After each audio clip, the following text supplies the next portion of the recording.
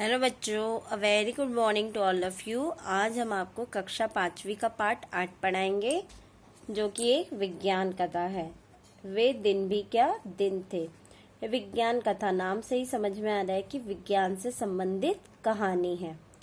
और जैसा कि पाठ का नाम है वे दिन भी क्या दिन थे, यानी इससे ये पता चल रहा है कि इसमें पुराने दिनों को याद किया गया है इस विज्ञान कथा में, और उसी के बारे में वर्णन है।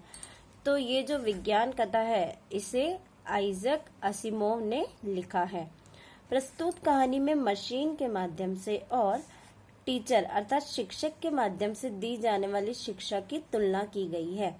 तो इसमें बताया है कि पहले के जमाने में, अभी हम देखते हैं कि बहुत प्राचीन भारत में तो गुरुकुल की विद्या पद्धति थी, यानी लोग जैसे राम जी हो गए, कृष्ण जी हो गए, जो काफी पुरानी प्राचीन हमारी संस्कृति थी। उस समय हमारे भारत देश में स्कूल नहीं थी, गुरुकुल की प्रथा थी। तो पहले लोग गुरुकुल में जाते थे पढ़ाई करने।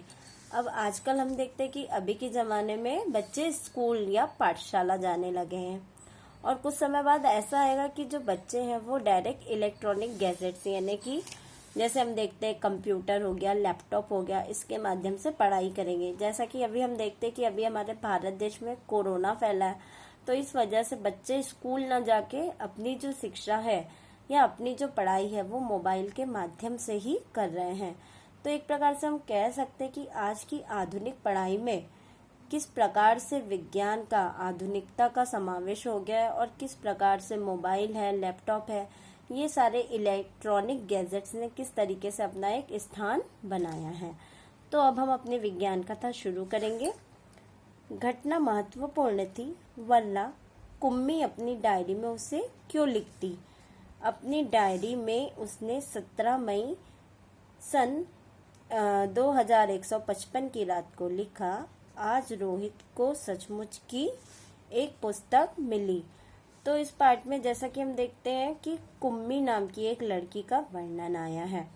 तो कुम्मी अपनी डायरी में, यानी कुम्मी जो है वो डायरी लिखती है। उसके बाद घटना कब की है, ये 17 मई सन 2155, यानी कि फ्यूचर की घटना है, भविष्य की घटना है ये।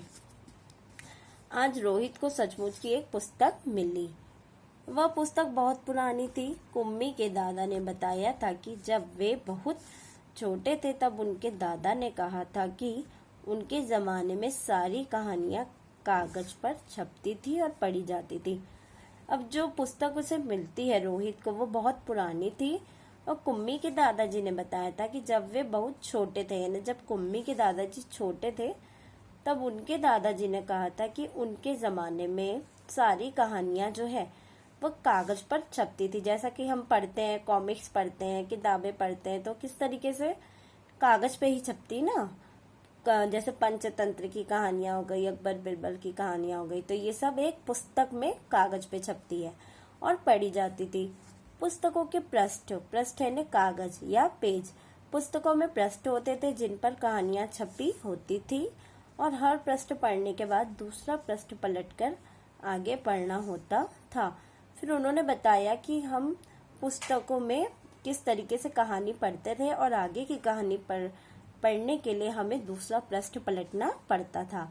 सारे शब्द स्थिर रहते थे। स्थिर यानी एक जगह रहते थे, चलते नहीं थे जैसे आजकल पर्दे पर चलते हैं।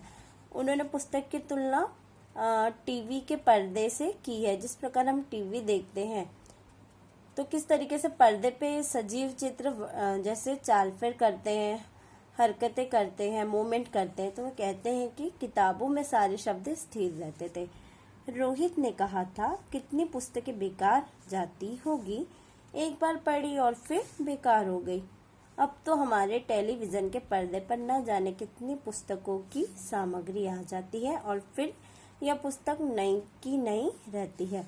रोहित कहता है कि पहले के जमाने में पुस्तकों की बहुत ज्यादा वैल्यू थी, लेकिन अभी वो कहता है कि अभी तो टेलीविजन का जमाना है, तो टेलीविजन के पर्दे पे न जाने कितनी ही पुस्तकों की सामग्री आ जाती है, और फिर यह पुस्तक नई की नई रहती है। आजकल हम देखते हैं कि जैसे हम टेलीविजन के माध्यम से हो गया या मोबाइल के माध्यम से हो गया, काफ़ी जानकारी हम उनके माध्यम से प्राप्त कर लेते हैं। तो आजकल लोग किताबें हैं, पुस्तकें हैं, पढ़ना कम पसंद करते हैं। इस वजह से पुस्तकें रखी रह जाती है, नहीं कि नहीं।